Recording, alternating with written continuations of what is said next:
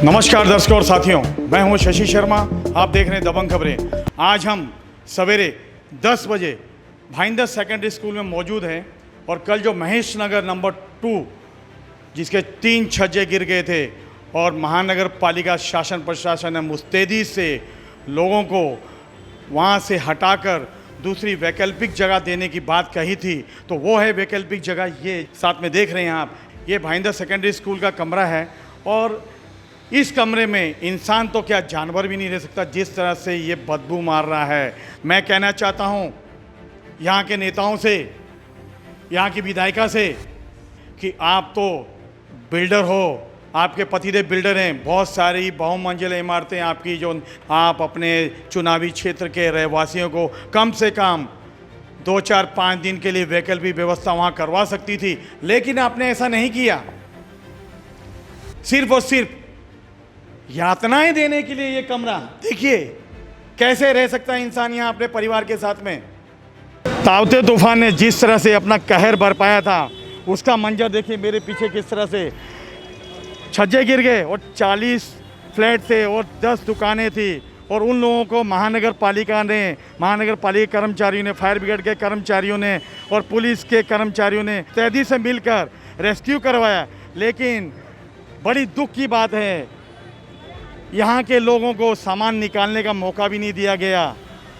बेचारे गिड़गिड़ाते रहे, चिल्लाते रहे कि हमारा सामान तो कम से कम निकालने दो। और हमें ऐसी जानकारी मिली है कि कुछ लोगों ने विरोध किया था, तो उन पे 353 दाखिल किया गया है, कर उन्हें गिरफ्तार किया गया है। आइए जानते हैं, हमारे साथ में कुछ रहवासी हैं, उनसे जानते हैं क्या कहना चाहेंगे। हम लोग 4 साल से भाड़े पे रेंट के ऊपर रह रहा है और हमको जब भी सुबह 7 बजे 10 बजे मिलकर बिल्डिंग किया, तभी सब लोग नेता लोग आया, गीताबेन जैन आया और भूतानी जी आया और रवि व्यास भी आया, सब नेता लोग आया, फायर ब्रिगेड वाला आया। गीताबेन ने किया कि आप आपकी जान बची है ना, तो सामान की फिक्र मत करो, आपका सामान चुन चुन के आपको मिला देगा, जवाबदारी मेरा है। अगर कुछ आप उसको काम करने दो, फायर ब्रिगेड वाले का काम करने दो, पुलिस कर्मचारी को काम, हम लोग को हटा दिया विश्वास भरोसा दे के। वो लोग जाने के बाद बिल्डिंग तोड़ना प्रारंभ कर दिया। लेकिन गीता जैन ने जब कहा था कि आपका सामान मिलेंगे, तो फिर आपका सामान दिया गया कि नहीं? नहीं दिया, कुछ सामान नहीं। गीताबेन जाने के बाद सब तोड़ने का शुरू कर दिया।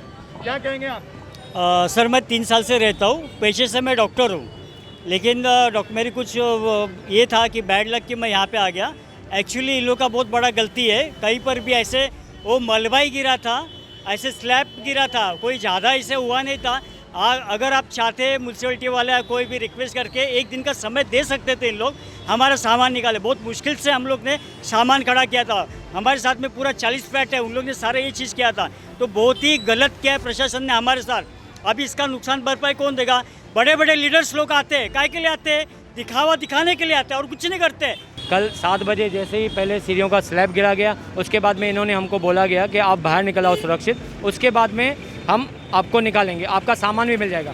मैंने मैडम गीता जैन को भी फ़ोन किया, उन्होंने कहा हमारी कमिश्नर साहब से बात हो गई है, तो कमिश्नर साहब ने ये बोला है कि आपका सामान सुरक्षित आपको दिया जाएगा। जैसे हम नीचे आए, इन लोगों ने अपनी दादागिरी चालू की, हमारे पास हमारी चाबियाँ हमारे जेबों में, और ये लोग गुंडागर्दी करके ताले तोड़ के हमारे सामान कहाँ लूटपाट कर। अच्छा, ये टूटने के बाद आपको रहने की वैकल्पिक व्यवस्था कराई गई कि नहीं? नहीं कराई गई थी। ये लोगों के स्कूल में कोई स्कूल में एडमिट कर दिया, जिसको घर बार नहीं है। हमारा सगा संबंधी है, उधर हम बड़े भाई इष्ट में रहते हैं, उधर गए। ये मेरी बच्ची की है। क्या कहना चाहेंगे बेटा? मैं यही कहना चाहती हूँ, हम लोग इतनी मुश्किल से जो सामान हम लोग इकट्ठे करते और ये लोग ने 2 मिनट नहीं लगाए तोड़ने में, और हमारा पूजा पाठ का धंधा, हमारे उधर 4 थैला ऐसे ही है, वो निकल सकते। इन लोग को रिक्वेस्ट करें, ये लोग कोई नहीं करे। पहले इन लोग ने बोला हम सामान निकाल देंगे आपका, अब बोले हम कोई सामान नहीं निकाल सकते, जाना तो आप अपनी जिम्मेदारी पर जाओ। देखिए किस तरह से लोगों ने अपना दुख प्रकट किया है कि लोग नेताओं को क्यों चुनकर लाते हैं। इसलिए नेताओं को चुनकर लाया जाता है कि दुख की घड़ी में और सुख की घड़ी में हमारा साथ दें। लेकिन जिस तरह से तावते तूफान ने इनके ऊपर कहर बरपाया और यहाँ की विधायिका की नैतिक जिम्मेदारी बनती थी यहाँ पे आना, लेकिन वो यहाँ आई भी, कमिश्नर से बात भी की, उनके चाहते ही ये बिल्डिंग को तोड़ दिया गया, जबकि उन्होंने कहा था कि आपका सामान निकालने दिया जाएगा, लेकिन ऐसा नहीं हुआ।